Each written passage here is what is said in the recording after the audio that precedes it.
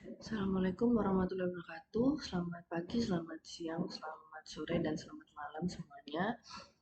Em, di mata kuliah seni rupa, sejarah seni rupa dan desain di pertemuan 9 ya, saya akan bahas mengenai gaya desain postmodern, punk, dan techno.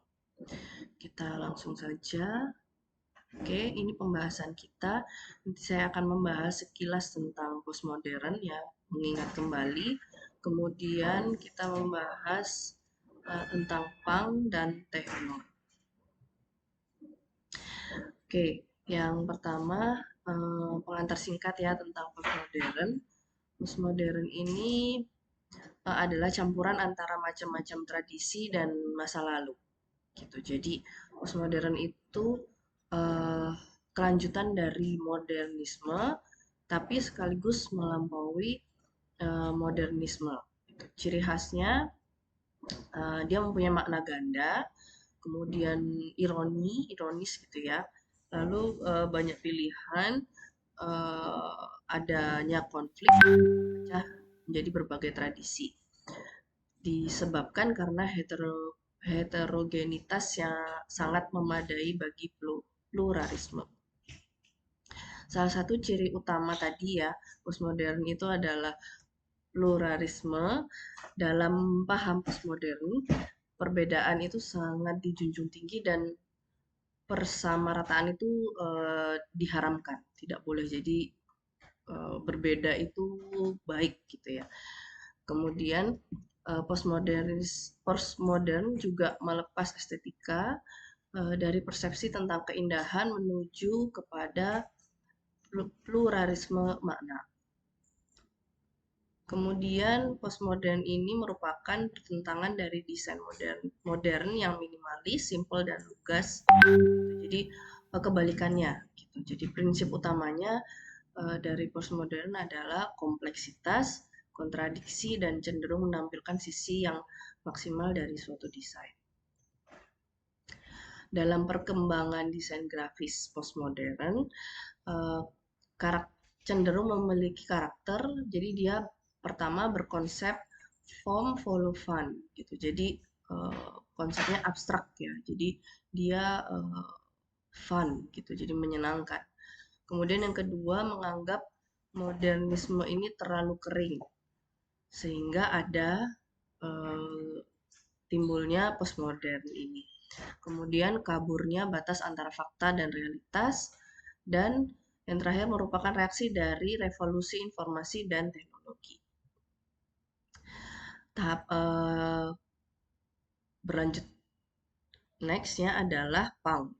Jadi dalam postmodern itu ada gaya, salah satunya yang kita bahas adalah punk dan techno. Jadi punk ini apa? Nah, punk ini adalah subculture yang lahir di London pada era 80-an.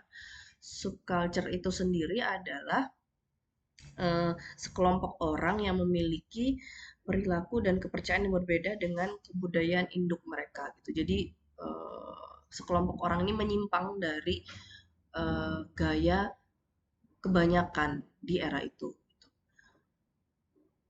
Beberapa catatan sejarah menyebutkan Peng adalah singkatan dari Public United Nothing Kingdom gitu karena dia asalnya dari London gitu ya. Jadi secara filosofi anak muda ini membuat gerakan anti kerajaan gitu ya pada saat itu sistem pemerintahan di Inggris. Ada 5 ideologi tentang punk. Yang pertama DIY, do it yourself, yaitu gaya hidup yang mengusahakan segala sesuatu bisa dibuat sendiri gitu ya, dikerjakan sendiri. Jadi tidak membeli produk yang sudah jadi gitu, apalagi jika harganya saat itu mahal. Jadi mereka lebih memilih DIY. Kemudian anti kemapanan gitu dah, kebalikan dari era yang saat itu terjadi. Jadi mereka anti mapan gitu ya, jadi anti kemapanan. Yang dimaksud kemapanan adalah segala sesuatu yang mainstream atau dominan di masyarakat saat itu. Punk selalu mempertanyakan segala yang dominan lalu menentangnya. Itu ciri-ciri dari punk. Kemudian yang ketiga, counter culture. Jadi punk ini menawarkan alternatif dari budaya mainstream dengan cara mencuri simbol-simbol kemapanan itu, kemudian menciptakannya dengan gaya mereka sendiri. Contohnya dalam misalnya punk itu suka chord gitar yang simple, bukan yang mewah seperti rock gitu ya. Rock itu kompleks gitu. Nah, mereka membuat yang menjadi lebih simple. Kalau dalam berpakaian, punk menyindir apa ya, meledek cara berpakaian yang rapi saat itu.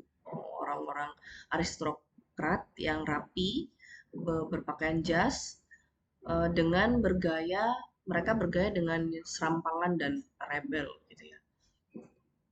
Lalu yang keempat, kesetaraan. Jadi di dalam komunitas punk itu semua orang tuh dipandang sama, hak dan kewajibannya itu sama. Jadi tidak dibedakan latar belakang, gender atau status sosial.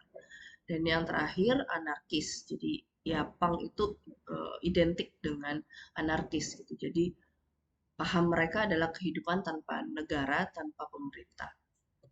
Oke, di masa itu, di era itu, mereka bahkan membuat majalah sendiri gitu ya, namanya Pangzin.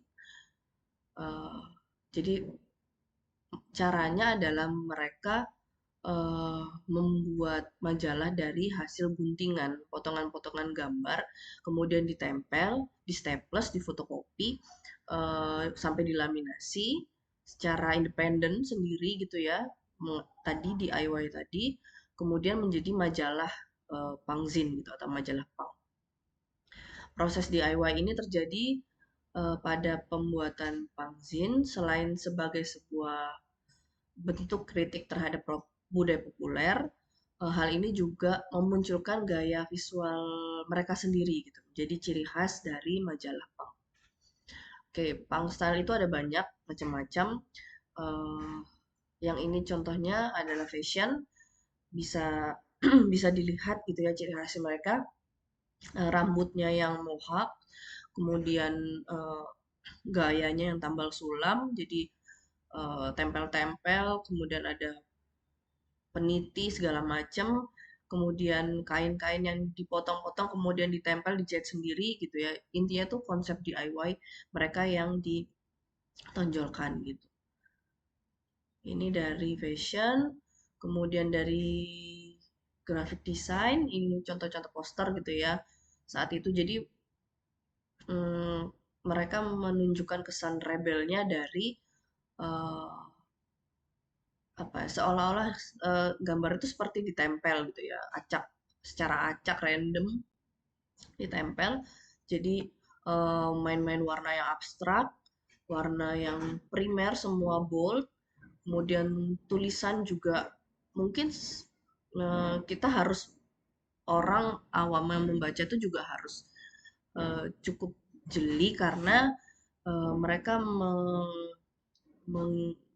apa ya, mengindahkan melupakan keteraturan gitu ya. Jadi abstrak, konsepnya itu adalah abstrak seperti itu. Kemudian dan ini musik, musik ada banyak musisi yang mengusung konsep punk. Ini saya ambil dari contoh sekian banyak gitu ya. Ada Avril Lavigne, ada Ramones dan ada Blink. Oke, kemudian yang kedua adalah techno style. Techno style itu munculnya tidak terlepas dari adanya komputer untuk pekerjaan mendesain di era itu di tahun 80-an, terutama dengan kemunculan kali pertama Apple Macintosh tahun 1984. Oke, coba kita kenali lagi techno style lebih dalam. Eh, jadi dengan komputer sebagai alat bantu merancang saat itu, para desainer tuh lebih mudah menciptakan berbagai citraan yang mempresentasikan kesan ilmiah. Contohnya seperti ilustrasi dan diagram saintifik, kemudian pengulangan-pengulangan elemen, citra manusia hibrida, maksudnya tuh seperti robot gitu ya, bentuk-bentuk UFO dan alien. Selain itu, desain grafis bergaya techno kemudian menjadi bahasa visual yang umum digunakan dalam album-album musik beraliran techno. Contohnya saat itu, di era itu tahun 80-an yang pelopornya adalah grup musik Kraftwerk dari Jerman. Oke, ini kita lihat langsung contohnya. Eh, Movie poster ya, di tahun 80-an ada Star Wars. Jadi mereka mengusung apa ya, tema UFO, alien, luar angkasa gitu. Jadi itu ciri khas dari techno style. Kemudian ada film Robocop, itu juga manusia robot jelas ya. Lalu yang ketiga ini ada contoh dari film Back to the Future. Jadi sama mengusung tema masa depan. Lalu untuk font bisa dilihat jadi mereka apa ya, mengusung tema tekno itu yang ke ilmiahan gitu, saintifik yang uh, masa depan gitu. Jadi kalau dilihat dari font-fontnya, contohnya ini seperti di font Star Wars. Lalu ini ada font Alien, jadi dia menggunakan kesannya tuh seperti kaku dan apa ya, permainan warna gitu ya. Lalu ini ada contoh yang ketiga juga menggunakan layering pada fontnya. Kemudian ini contoh musik di era itu bahkan mungkin ya ini tahun 2010 ini Daft Punk itu jadi dia terinspirasi dari techno dan punk gitu. Kemudian stylenya dia techno tapi musiknya punk. Nah, kemudian ada grup band juga Devo, ini dia mengusung apa ya, teknonya robot-robot seperti itu. Kemudian ini yang tadi Kraftwerk itu jadi sama, jadi dia mengusung konsep teknonya dari komputer seperti itu. Oke, terima kasih atas perhatiannya. Semoga bermanfaat. Saya akhiri. Assalamualaikum warahmatullahi wabarakatuh.